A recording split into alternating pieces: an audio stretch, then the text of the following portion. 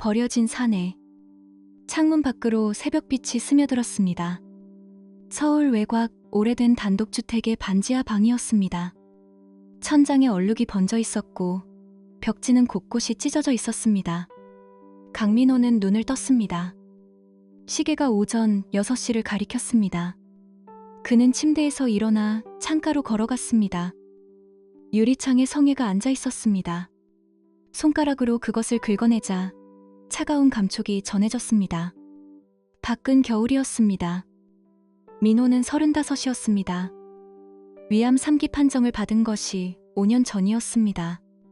항암 치료를 받았고 수술을 견뎌냈고 결국 살아남았습니다. 의사는 완치라는 단어를 조심스럽게 꺼냈습니다. 하지만 그 단어가 삶을 되돌려주지는 않았습니다. 그는 부엌으로 향했습니다. 낡은 냉장고를 열자 달걀 3개와 김치 한 통이 전부였습니다. 프라이팬에 기름을 두르고 달걀을 깼습니다. 노른자가 터지지 않게 조심스럽게 익혔습니다. 밥은 어제 지은 것이 남아 있었습니다. 식탁에 앉아 밥을 먹었습니다. 텔레비전은 켜지 않았습니다. 소리가 없는 아침이 익숙했습니다. 숟가락이 그릇에 부딪히는 소리만 들렸습니다. 민호는 한때 자동차 정비소를 운영했습니다. 작은 가게였지만 손님이 꾸준했고 수입도 나쁘지 않았습니다. 아내 윤소영과 결혼한 지 3년째 되던 해였습니다. 그들은 아이를 가지려 했습니다. 그러다 암이 찾아왔습니다. 위암 3기입니다. 빨리 치료를 시작해야 합니다. 의사의 말이 귓가에 맴돌았습니다. 그날 이후 모든 것이 무너졌습니다. 정비소 문을 닫았고 치료비가 쌓여갔고 소연의 표정이 점점 어두워졌습니다. 민호 씨, 우리 이제 어떻게 해요? 소연은 밤마다 울었습니다. 민호는 그녀를 안아주려 했습니다.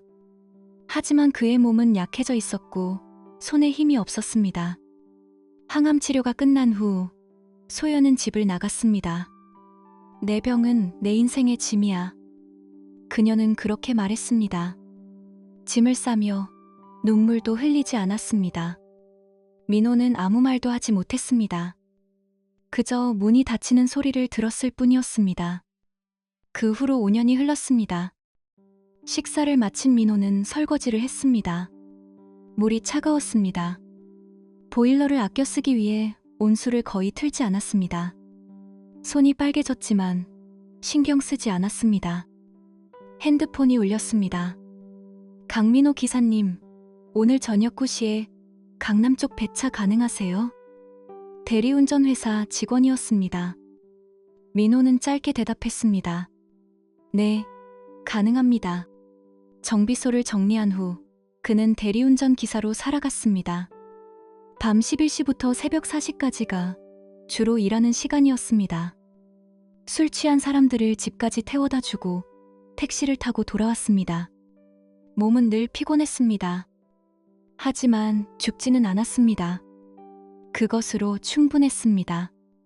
민호는 외출 준비를 했습니다. 오래된 패딩을 걸치고 낡은 운동화를 신었습니다. 거울을 보았습니다. 머리카락이 희끗희끗했고 눈 밑에 다크서클이 짙었습니다. 그는 거울에서 시선을 돌렸습니다. 문을 나서자 찬바람이 얼굴을 때렸습니다. 병원 검진 날이었습니다. 3개월마다 한 번씩 정기검진을 받았습니다. 암이 재발하지 않았는지 확인하는 절차였습니다. 민호는 버스를 타고 병원으로 향했습니다. 병원 대기실은 사람들로 가득했습니다. 노인들, 아이를 아는 엄마들, 그리고 민호 같은 사람들이 있었습니다. 모두 무표정했습니다. 번호표를 들고 기다렸습니다. 강민호님, 진료실로 들어오세요. 그는 일어섰습니다. 담당의 김태준 교수는 모니터를 보며 말했습니다. 검사 결과는 양호합니다. 재발 징후는 없어요. 계속 관리 잘하시면 됩니다. 민호는 고개를 끄덕였습니다. 감사합니다, 교수님. 체중은 좀 늘리셔야 할 것 같은데요. 너무 마르셨어요. 노력하겠습니다. 김 교수는 잠시 민호를 바라보았습니다. 무언가 말하려는 듯했지만 결국 입을 다물었습니다. 민호는 진료실을 나왔습니다. 병원 로비에서 그는 창밖을 보았습니다. 눈이 내리기 시작했습니다. 흰 눈송이들이 천천히 떨어졌습니다. 사람들은 우산을 펴고 걸어갔습니다. 아이들은 손을 뻗어 눈을 잡으려 했습니다. 민호는 그 풍경을 바라보았습니다. 살아있다는 것, 그것이 무엇인지 그는 알 수 없었습니다. 다만 심장이 뛰고 숨을 쉬고 발이 땅을 디디고 있다는 사실만이 있었습니다. 핸드폰이 다시 울렸습니다. 모르는 번호였습니다. 민호는 잠시 망설이다 전화를 받았습니다. 강민호 씨 되십니까? 낯선 남자의 목소리였습니다. 차분하고 정중했습니다. 네, 맞습니다만 저는 박정우 변호사라고 합니다. 급히 만나 뵙고 싶은 일이 있는데요. 시간 내주실 수 있으실까요? 민호는 눈살을 찌푸렸습니다. 무슨 일이신지요? 전화로는 설명드리기 어려운 내용입니다. 한도경 박사님과 관련된 일입니다. 한도경. 그 이름을 들은 순간 민호의 손이 굳었습니다. 어떻게 제 번호를 아셨습니까? 박사님께서 남기신 자료에 기록되어 있었습니다. 뵙고 자세히 설명드리겠습니다. 민호는 잠시 침묵했습니다. 눈은 여전히 내리고 있었습니다. 언제, 어디서 만날까요? 내일 오후 2시, 광화문 근처 제 사무실로 오시면 됩니다. 주소는 문자로 보내드리겠습니다. 전화가 끊겼습니다. 민호는 핸드폰을 내려다보았습니다. 화면에 눈송이가 떨어져 녹았습니다. 한도경. 그는 민호를 치료했던 의사였습니다. 암 연구 전문가였고 환자들에게 희망을 주는 사람이었습니다. 민호가 가장 힘들 때 그에게 손을 내밀어준 유일한 사람이었습니다. 하지만 그는 2년 전 세상을 떠났습니다. 민호는 천천히 병원을 나섰습니다. 눈은 점점 더 세차게 내렸습니다. 그의 어깨 위로, 머리 위로 눈이 쌓여갔습니다. 무언가 시작되고 있었습니다. 그는 알 수 없었지만 가슴속 어딘가에서 오래전 꺼졌던 무언가가 희미하게 꿈틀거렸습니다. 뜻밖의 유산. 법률사무소는 광화문 근처 낡은 빌딩 5층에 있었습니다. 엘리베이터에서 내린 민호는 복도를 걸었습니다. 형광등 불빛이 차갑게 빛났습니다. 문패에 박정우 법률사무소라고 쓰여 있었습니다. 민호는 문을 열었습니다. 어서 오십시오. 박정우는 30 후반으로 보였습니다. 회색 정장을 입고 있었고 안경 너머로 차분한 눈빛이 보였습니다. 그는 악수를 청했습니다. 먼 길 오시느라 수고하셨습니다. 앉으시죠. 민호는 의자에 앉았습니다. 사무실은 좁았지만 정돈되어 있었습니다. 벽면에 법률 서적들이 빼곡히 꽂혀 있었습니다. 박정우는 서류 봉투를 꺼냈습니다. 강민호 씨, 한도경 박사님을 기억하십니까? 네. 제 담당 주치의셨습니다. 박사님께서 2년 전 돌아가셨습니다. 유언장을 남기셨고요. 민호는 고개를 끄덕였습니다. 그는 한 박사의 부고를 신문에서 보았습니다. 장례식장에 갈까 고민했지만 결국 가지 못했습니다. 박정우가 서류를 펼쳤습니다. 박사님은 평생 독신으로 사셨습니다. 직계가족도 없으셨고요. 그래서 특별한 조건으로 유산 상속자를 지정하셨습니다. 조건이라고요? 가족의 도움 없이 암을 이겨낸 사람에게 재산을 남긴다. 박사님의 말씀이었습니다. 민호는 눈살을 찌푸렸습니다. 그게 무슨... 강민호 씨가 그 조건에 부합합니다. 박사님은 수년간 환자들을 관찰하셨습니다. 경제적 어려움 속에서도 홀로 치료를 견디고 완치 판정을 받고 이후로도 스스로 삶을 지켜온 분. 박정우는 잠시 말을 멈췄습니다. 강민호 씨, 당신이 유산 상속자입니다. 민호는 아무 말도 하지 못했습니다. 상속 금액은 70억 원입니다. 숫자가 귓가를 맴돌았습니다. 70억. 민호는 그 돈이 실제한다는 느낌이 들지 않았습니다.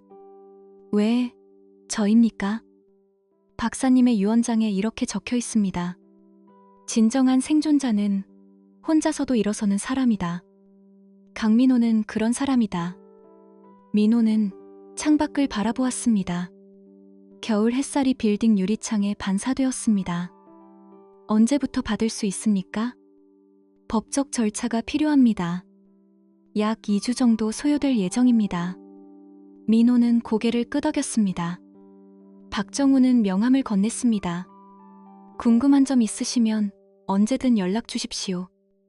민호는 사무실을 나왔습니다. 복도를 걷는 동안 심장이 빠르게 뛰었습니다. 70억. 그 돈으로 무엇을 해야 할지 몰랐습니다. 다만 오랜만에 숨을 깊게 들이마셨습니다. 그런데 이틀 후 전화가 왔습니다. 강민호 씨, 박정우 변호사입니다. 급히 사무실로 오실 수 있겠습니까? 목소리가 긴장되어 있었습니다. 민호는 다시 광화문으로 향했습니다. 사무실 문을 열자 박정우가 심각한 표정으로 앉아 있었습니다. 윤소연 씨가 법적 이의를 제기했습니다. 소연이요? 네. 전 배우자이시죠? 민호는 천천히 고개를 끄덕였습니다. 그녀는 상속 무효 소송을 제기했습니다. 주장 내용은 이렇습니다. 암치료 후유증으로 인한 인지능력 저하로 재산 관리 불가. 박정우는 서류를 넘겼습니다. 또한 정신과 진료 기록을 요구하고 있습니다. 항암 치료가 인지 기능에 영향을 미쳤다는 주장입니다.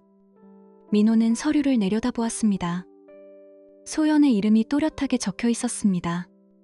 그녀 혼자는 아닙니다. 박정우가 또 다른 서류를 꺼냈습니다. 최도연이라는 남성과 하유진이라는 여성이 동참했습니다.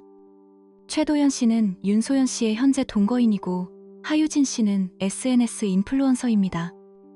민호는 손을 꽉 쥐었습니다. 무슨 짓을 하고 있습니까? SNS에 게시물을 올리고 있습니다. 가짜 암 환자 사기극이라는 제목으로요.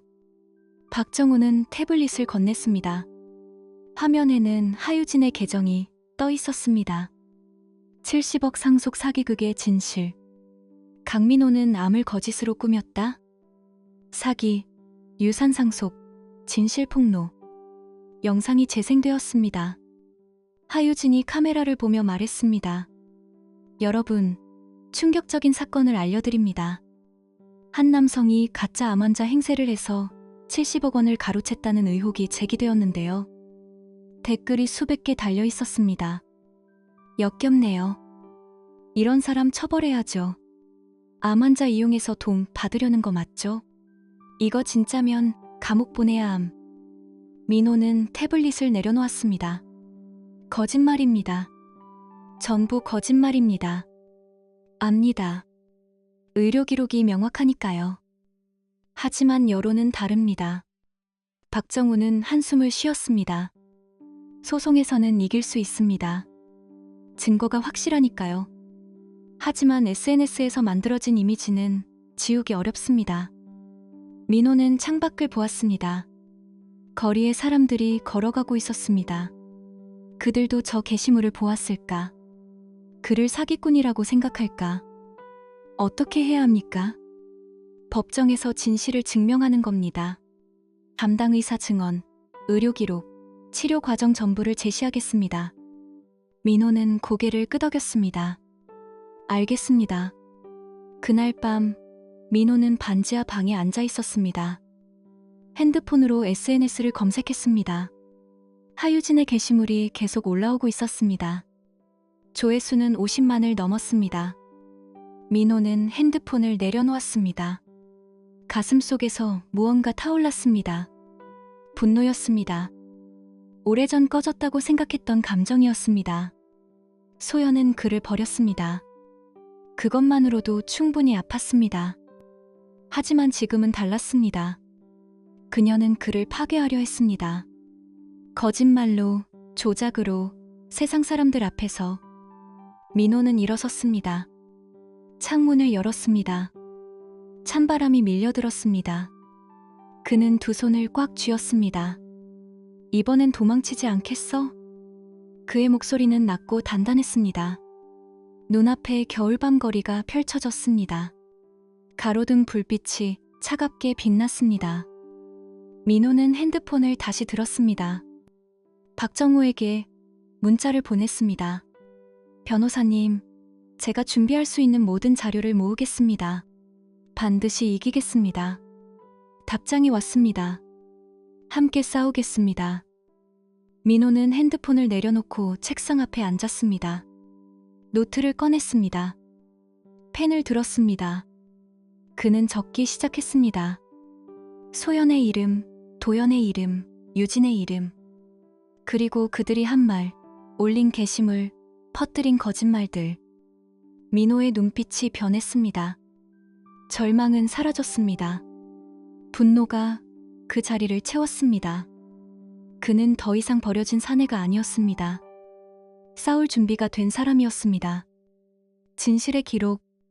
법정은 생각보다 좁았습니다. 민호는 원고석에 앉아 정면을 바라보았습니다. 피고석에는 윤소연이 앉아 있었습니다. 5년 만에 보는 얼굴이었습니다.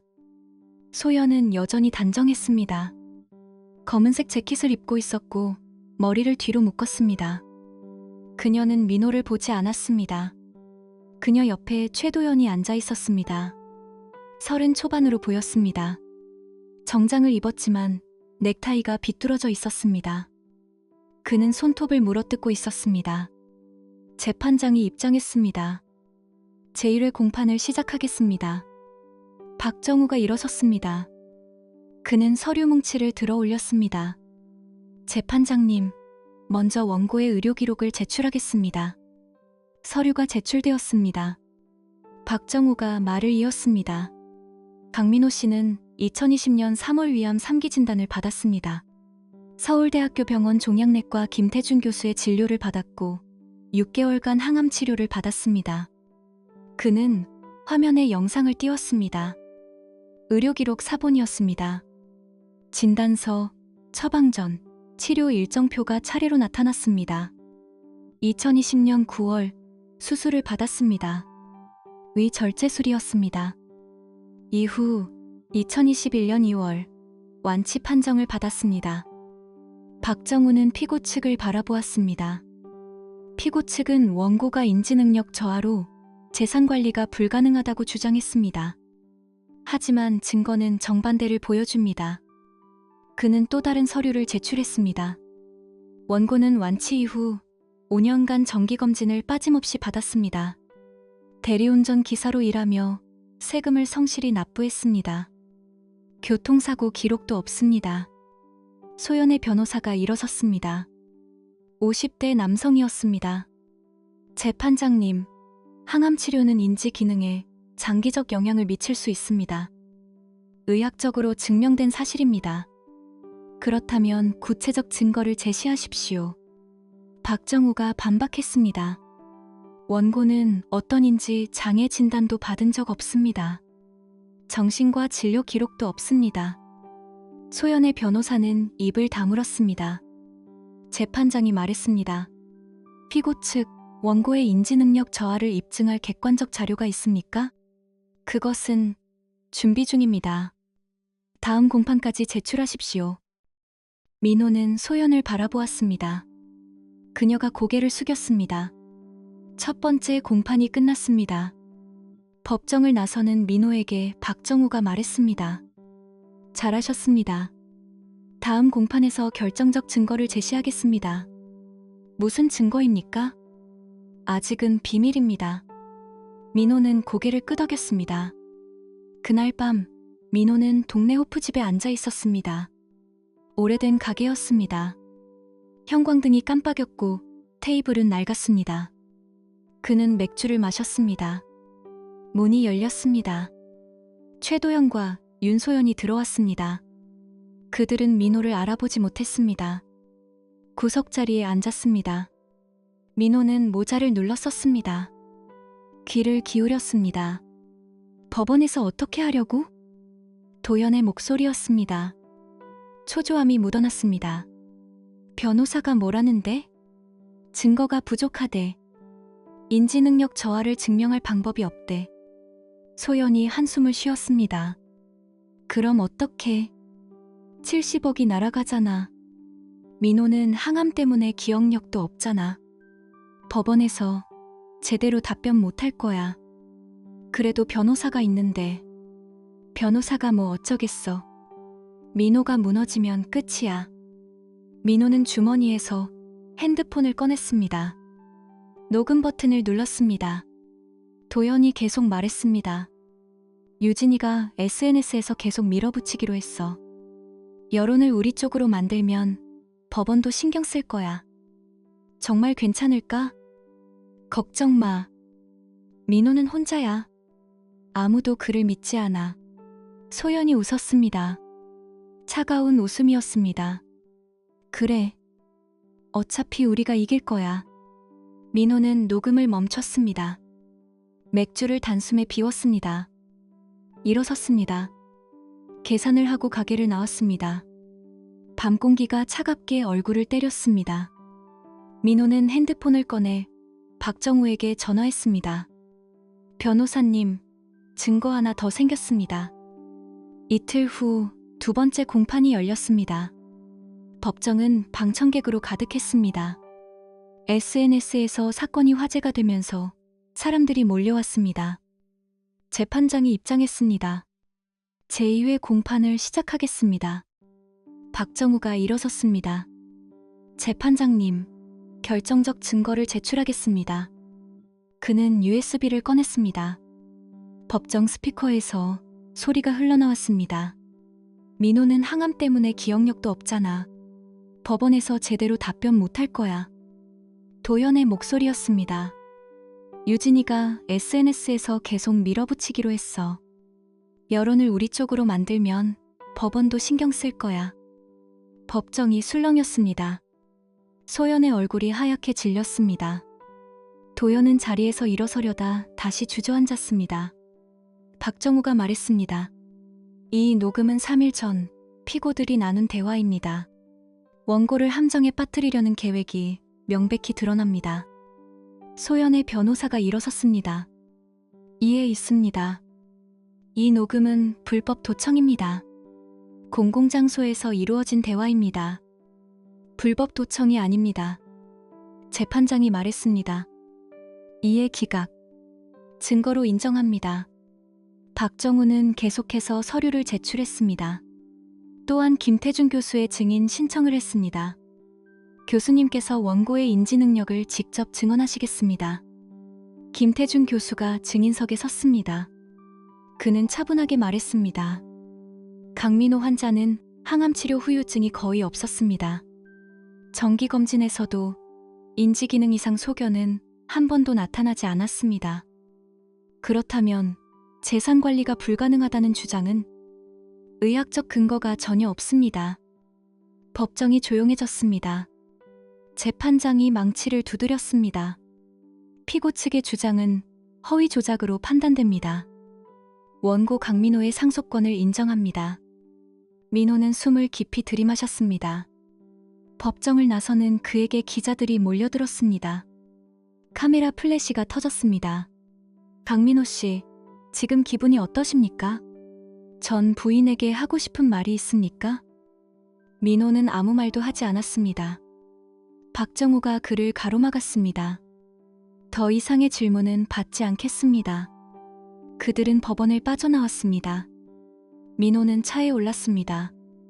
창밖으로 거리가 지나갔습니다. 이겼습니다. 박정우가 말했습니다. 네. 민호는 짧게 대답했습니다. 하지만 가슴속은 여전히 무거웠습니다. 그날 밤 민호는 핸드폰으로 SNS를 검색했습니다. 하유진의 계정은 여전히 활발했습니다. 법원은 속았지만 진실은 다릅니다. 강민호, 사기꾼, 정의는 어디에? 댓글들이 달려 있었습니다. 법원 판결이 전부가 아니죠. 돈으로 변호사 샀겠지. 저런 인간은 처벌받아야 해요. 민호는 핸드폰을 내려놓았습니다. 법은 이겼습니다. 하지만 여론은 달랐습니다. 그는 창밖을 바라보았습니다. 겨울밤 거리가 어두웠습니다. 민호는 노트를 꺼냈습니다. 펜을 들었습니다. 그는 적기 시작했습니다. 최도연의 빚, 하유진의 가짜 팔로워, 윤소연의 회사 정보. 법정에서의 승리는 시작일 뿐이었습니다. 진짜 복수는 지금부터였습니다. 민호의 눈빛이 차갑게 가라앉았습니다. 법은 이겼지만 정의는 아직 멀어. 그의 목소리는 낮고 단단했습니다. 밤은 깊어갔습니다. 복수의 설계. 상속금이 입금되었습니다. 민호는 통장을 확인했습니다.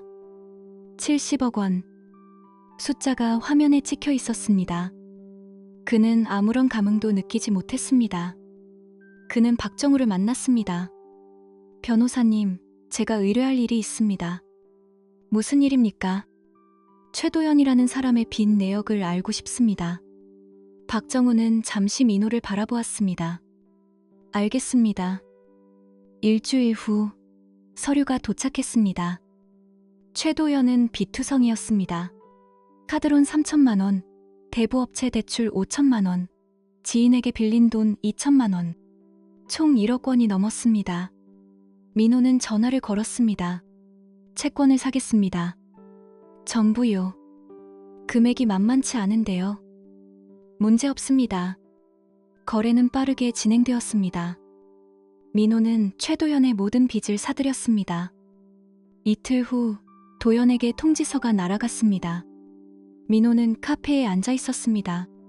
창가 자리였습니다. 커피를 마시며 기다렸습니다. 핸드폰이 울렸습니다. 도연이었습니다. 당신이 뭐 하는 짓이야? 목소리가 떨렸습니다. 채권을 정당하게 인수했습니다. 이게 복수야? 비겁하게? 비겁한 건 당신입니다. 최도연 씨. 민호는 전화를 끊었습니다. 다음 주 도연의 신용등급이 폭락했습니다. 카드가 정지되었고 통장이 압류되었습니다. 그가 살던 오피스텔에서 쫓겨났습니다. 민호는 그 소식을 들었습니다. 아무것도 느껴지지 않았습니다. 그는 두 번째 목표로 향했습니다. 하유진. 민호는 사설 탐정을 고용했습니다. 유진의 SNS 계정을 분석했습니다. 팔로워 50만 명 중 35만 명이 가짜 계정입니다. 탐정이 보고서를 넘겼습니다. 광고 계약도 허위가 많습니다. 제품을 받고도 리뷰하지 않거나 효과를 과장해서 올렸습니다. 민호는 고개를 끄덕였습니다. 이 자료를 언론사에 보내주십시오. 어느 언론사입니까? 가장 큰 곳으로요. 사흘 후 기사가 났습니다. 인기 인플루언서 하유진, 가짜 팔로워 허위 광고 논란. 댓글이 폭발했습니다. 역겹네요. 사기꾼.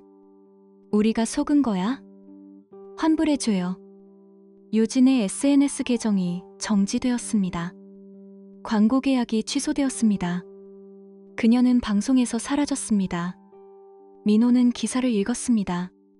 아무런 만족감도 없었습니다. 마지막은 윤소연이었습니다. 민호는 그녀가 다니는 광고회사를 조사했습니다. 브릿지 크리에이티브라는 중견 기업이었습니다.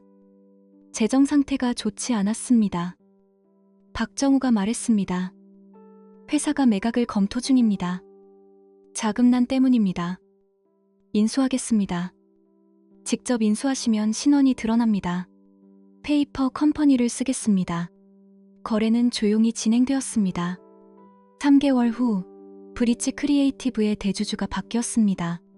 소연은 아무것도 몰랐습니다. 민호는 회사의 새로운 경영진을 파견했습니다.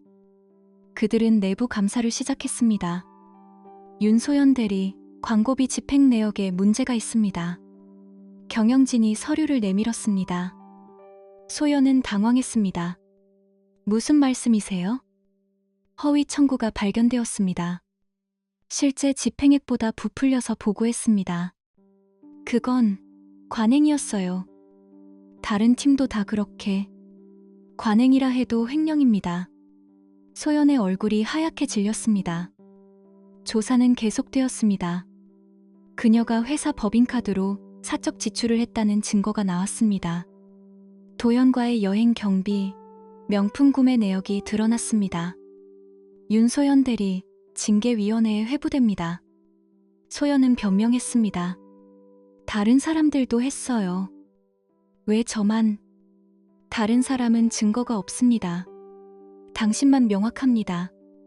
그녀는 해고되었습니다. 그리고 횡령 혐의로 고소당했습니다.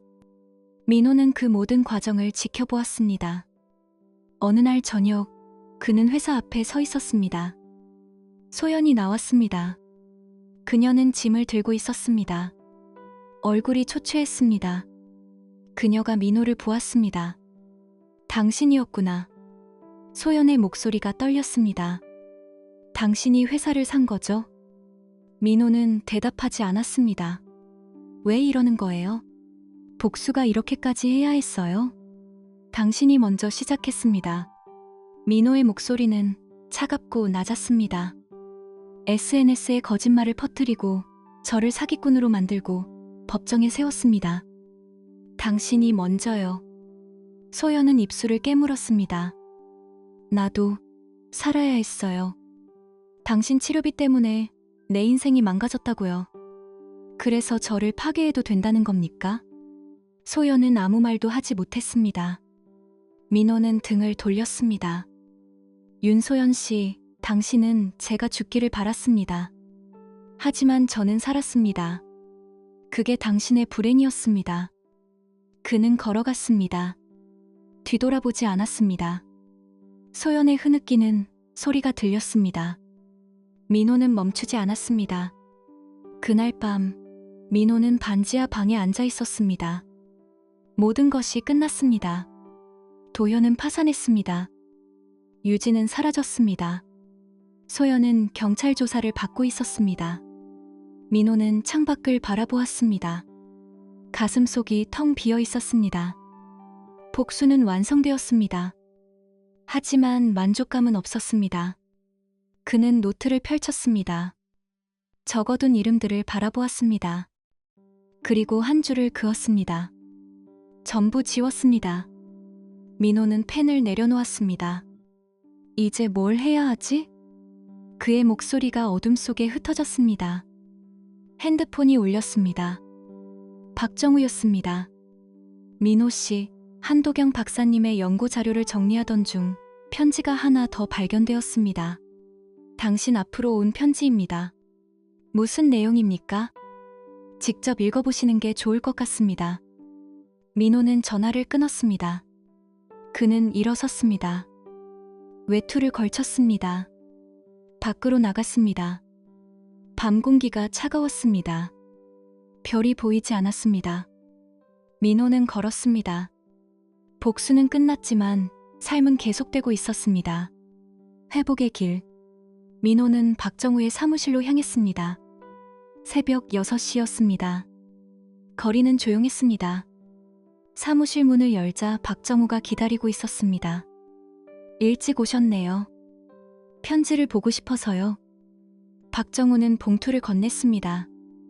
낡은 봉투였습니다. 한도경 박사의 필체가 적혀 있었습니다. 강민호님에게. 민호는 봉투를 뜯었습니다.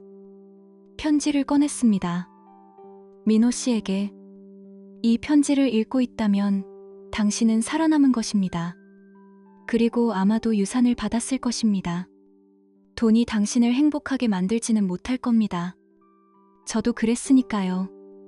평생 모은 재산이지만 그것이 제게 준 건 허무한 뿐이었습니다. 하지만 당신은 다릅니다. 당신은 고통을 견뎌냈고 홀로 일어섰습니다. 그런 사람은 다른 사람의 고통도 이해할 수 있습니다. 부탁이 있습니다. 이 돈으로 복수하지 마십시오. 당신을 배신한 사람들을 파괴하지 마십시오. 그것은 당신마저 무너뜨릴 겁니다. 대신 당신처럼 아픈 사람들을 도와주십시오. 가족 없이 외롭게 싸우는 사람들을 도와주십시오. 그것이 제 마지막 소원입니다. 한도경. 민호는 편지를 내려놓았습니다. 손이 떨렸습니다. 늦었습니다. 그의 목소리가 갈라졌습니다. 이미 복수를 끝냈습니다. 박정우는 아무 말도 하지 않았습니다. 민호는 창밖을 바라보았습니다. 해가 떠오르고 있었습니다. 저는 박사님이 원하지 않는 일을 했습니다. 후회하십니까? 모르겠습니다. 민호는 고개를 숙였습니다. 그들은 제게 상처를 줬습니다. 저는 그 상처를 갚았습니다. 하지만 그는 말을 멈췄습니다. 가슴이 텅 비었습니다. 박정우가 말했습니다. 아직 늦지 않았습니다. 무슨 뜻입니까? 박사님의 뜻을 이어갈 수 있습니다. 지금부터라도요. 민호는 박정우를 바라보았습니다. 어떻게요? 재단을 만드십시오. 박사님의 이름으로요. 민호는 편지를 다시 펼쳤습니다. 한도경의 글씨를 천천히 읽었습니다. 당신처럼 아픈 사람들을 도와주십시오. 그는 눈을 감았습니다. 알겠습니다. 한 달 후 한도경 재단이 설립되었습니다. 민호는 상속금 중 30억 원을 출연했습니다. 재단은 경제적 어려움 속에서 암 투병 중인 환자들을 지원했습니다. 치료비, 생활비, 심리 상담까지. 첫 번째 수혜자는 32살의 싱글맘이었습니다. 유방암이기였습니다. 아이 둘을 키우며 혼자 병원을 다녔습니다. 감사합니다. 정말 감사합니다. 그녀는 울먹였습니다. 민호는 고개를 저었습니다. 저도 받은 도움입니다. 이제 전달하는 것뿐입니다. 재단 사무실은 작았습니다. 서울 외곽에 오래된 건물 2층이었습니다. 직원은 3명이었습니다. 민호는 매일 아침 사무실에 출근했습니다. 신청서를 검토하고 환자들을 만나고 병원과 협의했습니다. 처음으로 삶의 의미가 생겼습니다. 어느 날 저녁 재단 문을 두드리는 소리가 났습니다. 민호가 문을 열었습니다. 윤소연이 서 있었습니다. 그녀는 초췌했습니다. 머리카락이 헝클어져 있었고 눈밑이 까맣게 멍들어 있었습니다. 들어와도 됩니까? 민호는 잠시 망설이다 고개를 끄덕였습니다. 그들은 사무실에 앉았습니다. 침묵이 흘렀습니다. 소연이 먼저 입을 열었습니다. 미안해요. 그녀의 목소리가 떨렸습니다. 진심으로 미안해요. 민호는 대답하지 않았습니다. 당신을 버렸던 것, 거짓말을 퍼뜨렸던 것, 법정에 세웠던 것, 전부 용서받을 수 없는 일이었어요. 소연은 고개를 숙였습니다. 변명하지 않을게요. 나는 잘못했어요. 민호는 창밖을 바라보았습니다. 왜 왔습니까? 당신이 재단을 만들었다는 걸 들었어요. 신문에 났더라고요. 그녀는 눈물을 닦았습니다. 당신은 복수했어요. 나를 완전히 무너뜨렸어요. 하지만 그걸로 끝내지 않았어요. 무슨 뜻입니까? 다른 사람들을 돕기 시작했잖아요. 소연은 민호를 바라보았습니다. 나는 당신을 이해 못했어요. 암에 걸린 당신이 얼마나 무서웠을지, 얼마나 외로웠을지. 나는 그냥 내 인생만 생각했어요. 민호는 입을 열었습니다. 저도 잘못했습니다. 소연이 놀란 표정을 지었습니다. 복수는 옳지 않았습니다. 박사님도 원하지 않으셨을 겁니다. 하지만 나는 마땅한 대가를 받았어요. 대가를 받았다고 해서 제가 옳은 건 아닙니다. 민호는 한숨을 쉬었습니다. 윤소연 씨, 저는 당신을 용서할 수 없습니다. 아직은요. 소연은 고개를 끄덕였습니다. 알아요. 하지만 당신을 미워하지도 않습니다.